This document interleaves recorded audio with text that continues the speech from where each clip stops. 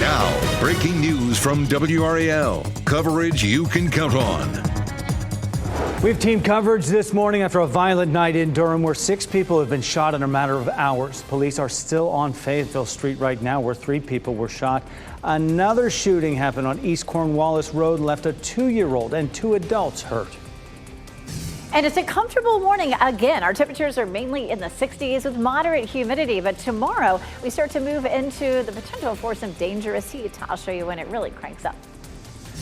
And celebrating the life of Willie Mays, the legend, honored along with other Negro League stars during an emotional ceremony in Alabama. That was last night. We'll bring you that special ceremony coming up. Thank you for joining us on your Friday morning. I'm Michelle McConaughey in for NHU. And I'm Jeff Hogan. Thanks for making us part of your Friday. I think we've been mentally prepared for this heat all week long coming. It's made it a little bit easier, I guess, Elizabeth, but it's about to go to another level, right? You know, the one thing that's been nice this week is our humidity hasn't been terribly high. It hasn't been really low, but it's been kind of middle of the road. So yes, it's been hot. Maybe it's helped us kind of prepare for what's likely to be a dangerously hot weekend, especially Sunday and Monday. It's a beautiful start here in Roxborough. You can see the sun just about to pop over the horizon and the flag just sort of flitting there in a little bit of a light breeze. 67 right now in the Triangle with a dew point of 63, which puts us kind of in the middle of the road there. 65 in Fayetteville. It's 61 in Roxborough, 65 Rocky Mount, 64 in Southern Pines. So it feels pretty comfortable to start with. But we will climb to 93 this afternoon. And if you're out and about this evening, 6, 7 o'clock, still going to be close to 90 degrees. Of course, we're watching dangerous heat potential for the weekend. It will be hottest on Sunday and Monday. We'll talk about what it could feel like with the heat index coming up. All right, Elizabeth, at 6:01, we're seeing a relatively quiet start to your morning commute on a Friday morning. Many of you are working from home. We get that, but some of you have to go out. I understand that. We have been looking at some, a bit of a, whenever we see purple on the map, that means something is happening there. And this is probably part of some overnight construction that's going to clear up shortly between Wade Avenue and just beyond the Hillsborough Street. That's also part of a new traffic pattern that DOT announced just a few days ago. So we'll keep an eye on that for you, just in case that's part of your morning commute. We're going to make sure you know exactly what's going on. Elsewhere in Durham and Chapel Hill, all the major routes are delay-free at this hour. Breaking news out of Durham. 6 people were shot in just a matter of hours in 2 separate shootings. There were 3 people shot about 3:30 this morning on Fayetteville Street. Well, about 7 hours before that, a 2-year-old girl and 2 adults were shot on East Cornwallis Road. We've team coverage for you this morning. We start with WRAL's Heidi Kirk on Fayetteville Street. And Heidi, a lot of evidence markers, a lot of police officers there for hours now.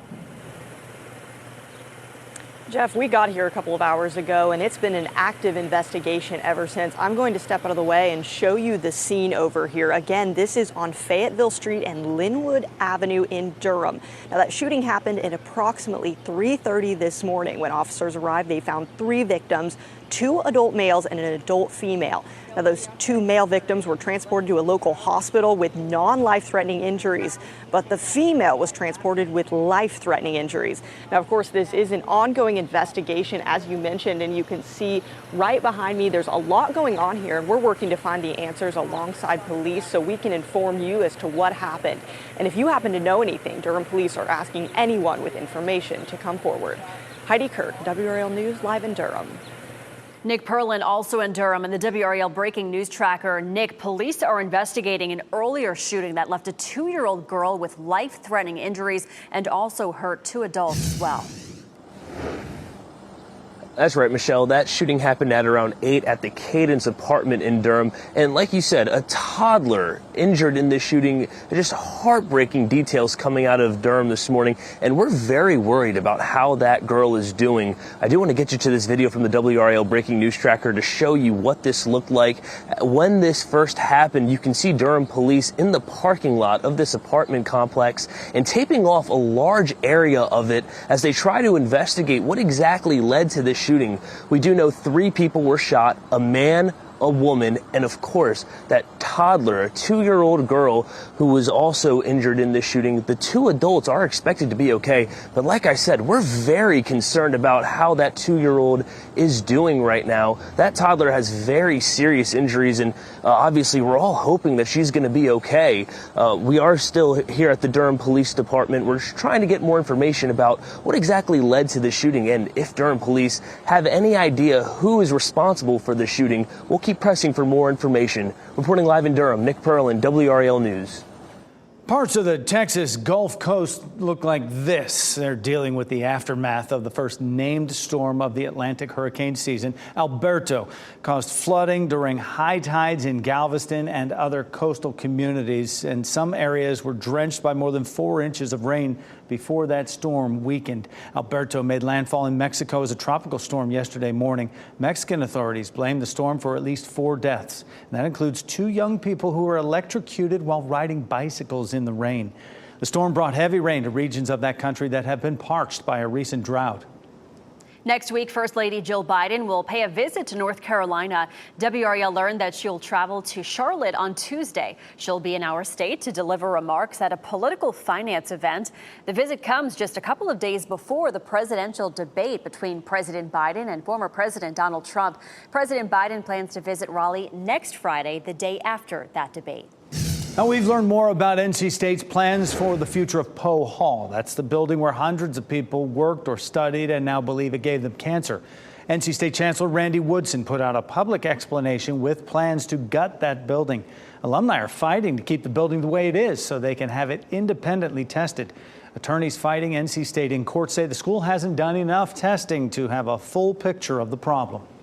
Today, the UNC Board of Governors will elect a new chancellor for North Carolina A&T State University. The school's current chancellor, Harold Martin, is retiring at the end of the academic year. The virtual meeting gets started at 11:30 this morning.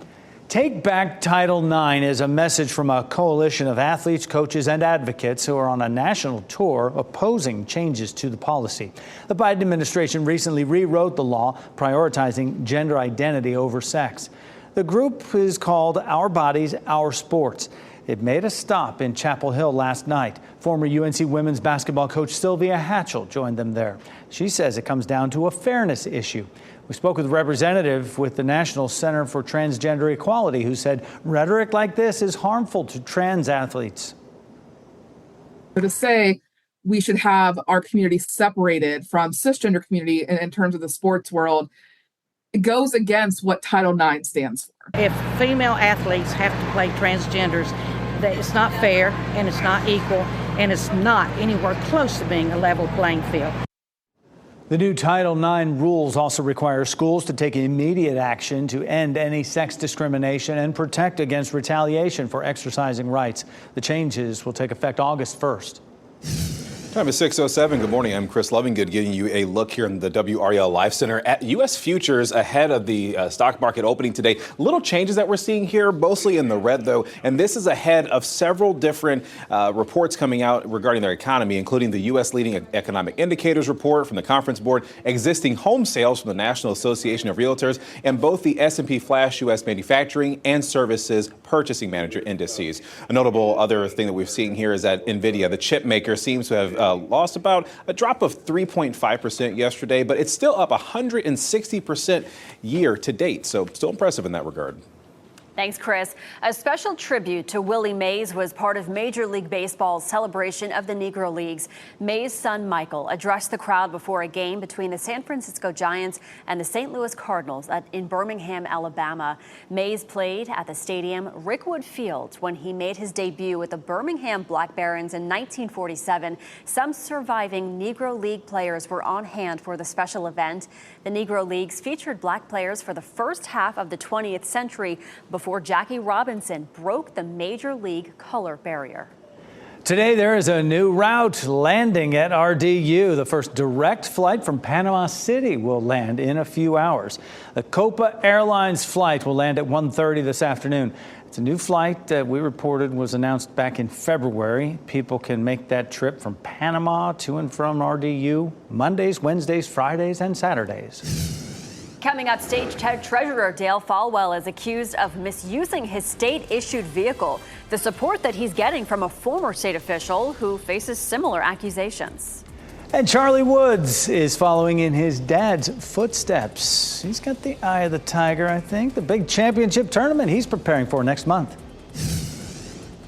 And today we'll feel relatively comfortable compared to what we're seeing over the weekend. Temperatures in the 60s this morning, but we're headed into some dangerous heat potentially by the weekend. I'll show you what it will feel like with the heat index. As you get into your car, tune to WRAL News Plus on your radio. In Raleigh on 99.3 FM. In Durham, 96.5 FM. And everywhere on 101.5 HD3.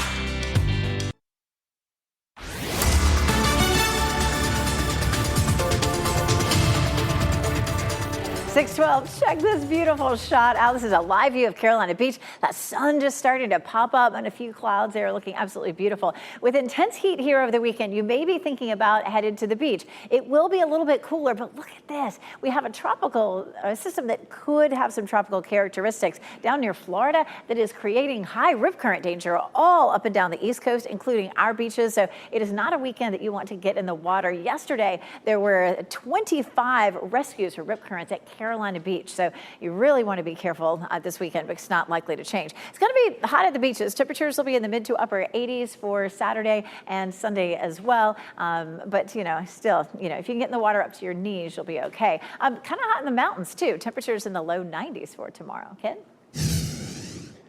Happening now in the WRAL traffic center. 10 minutes ago, we told you about that slowdown that we were seeing in the area of Wade Avenue, right between Wade Avenue and Hillsborough Street. Well, look at this. It's completely cleared up, just as we thought. It's part of the overnight construction, just in case you were headed that way before 6 o'clock. We let you know what you expected, and now you can not worry about that area anymore. It's free and clear. Elsewhere around the triangle, all the major routes are delay-free at this hour. Thanks, Ken. Triple-digit temperatures are expected in some areas of California today, which could hinder firefighting efforts. Firefighters are trying to get the Sites fire in Volusia County under control. It's burned over 19,000 acres so far. In New Mexico, the South Fork and Salt fires are 0% contained as of this morning. At least 2 people have died as a result, and around 1,400 structures have been destroyed. Yesterday, the FBI announced it's joining the investigation into the cause of those fires. Elizabeth was just talking about this. A family is in mourning after a vacationing couple drowned after getting caught on a rip current on a Florida beach. They were there with their 6 children. Authorities say the couple and 2 of their kids got caught in that rip current. The children were able to escape the current, but their parents were not. Lifeguards pulled them from the water unconscious. They later died at a hospital. Local authorities are helping the kids and other family members as they make their way to Florida. The state treasurer is defending himself. He was accused of using his state vehicle for personal use. He's also getting support from the former state auditor. You may remember Beth Wood crashed a state-issued vehicle into a parked car after a holiday party. Then a state investigation found that she was using state-owned vehicles for personal trips. Now state treasurer Dale Folwell faces similar accusations. Wood says there are too many inconsistencies in how the state oversees this. I, for 14 years, turned in mileage logs. Dale Folwell, for 8 years, has turned in mileage logs. And department administration staff never once brought it to our attention that we were doing something wrong. Not sloppiness on our part, no. It was trusting that people around us were doing their job. Folwell released a statement last night saying that his staff is assisting in compiling documentation to fully answer any outstanding questions, and that he tried to be very careful in following published guidance. Tiger Woods' son Charlie is following in his footsteps. The 15-year-old has qualified for his first USGA championship event. He qualified for the U.S. Junior Amateur in Oakland, California. It's happening next month. Tiger was 14 a year earlier when he qualified for his first U.S. Junior, and he reached the semifinals.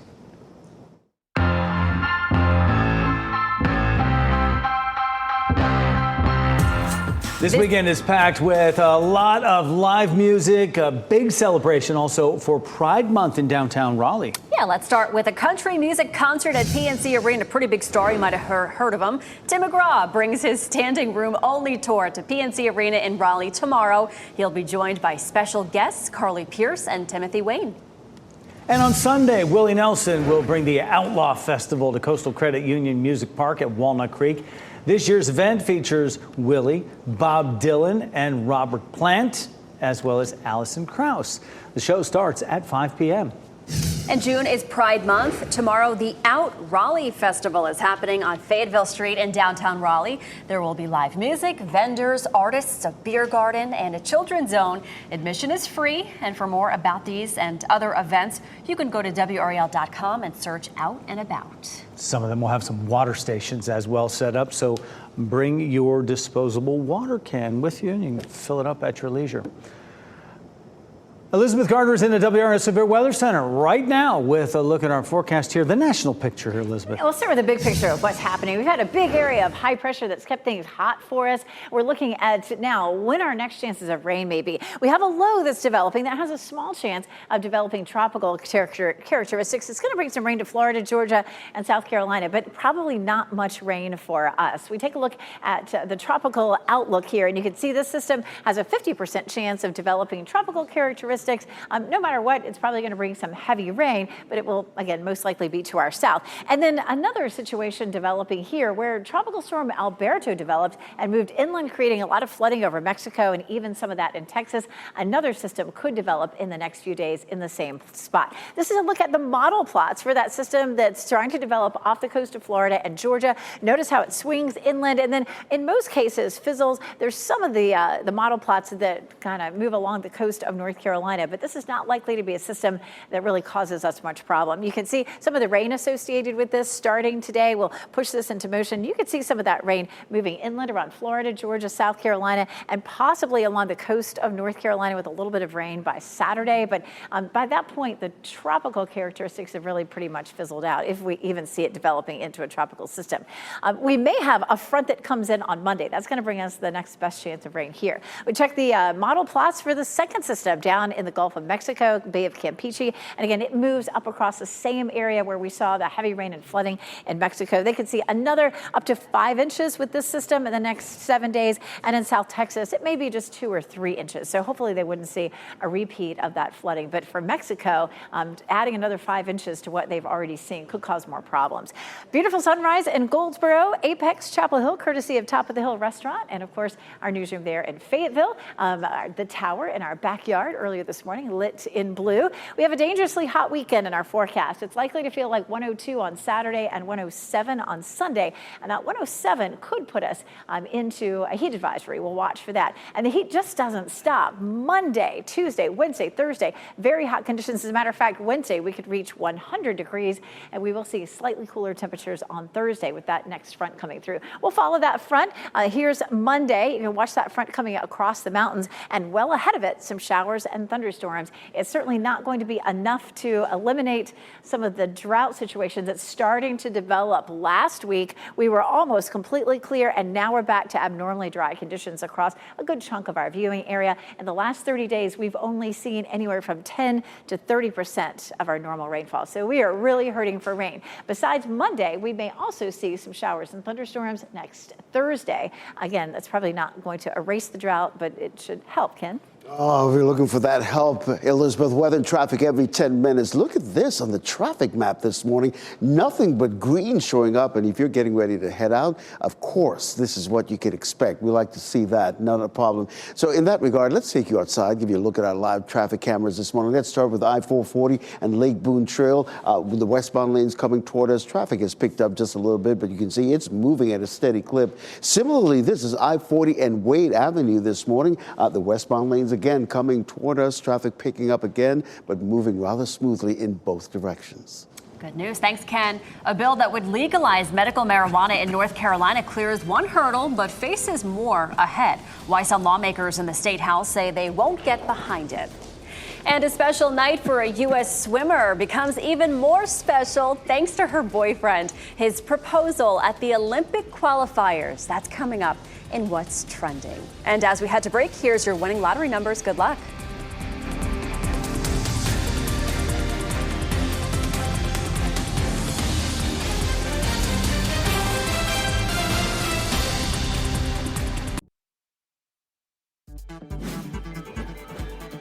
today's What's Trending report, sponsored by Rug & Home.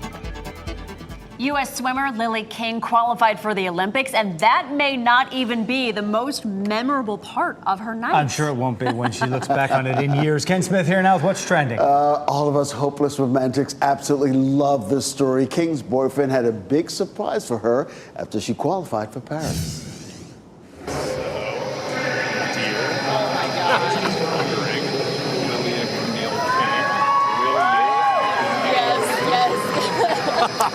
Oh my gosh, I get goosebumps every time I see this video.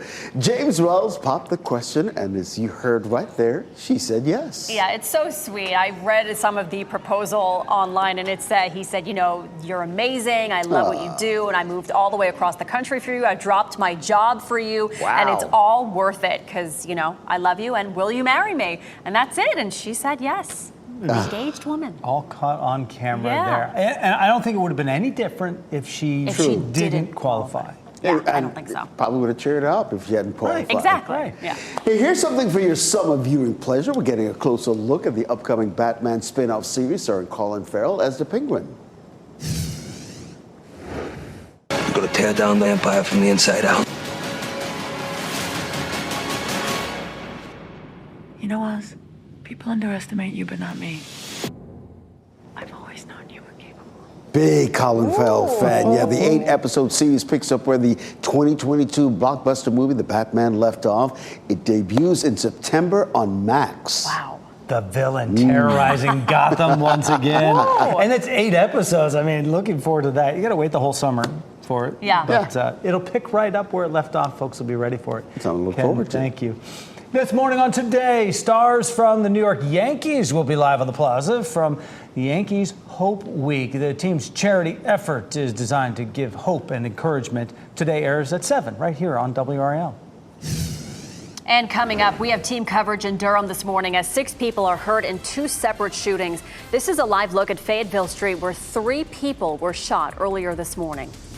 And hours before that, a triple shooting left a 2-year-old girl with life-threatening injuries in the Bull City. What we are learning about that shooting that also left 2 adults hurt. And we're preparing for the extreme heat that we'll face this weekend. This is a live look over Sanford this morning. Meteorologist Elizabeth Gardner is back after the break with a breakdown of the dangerously high temperatures ahead.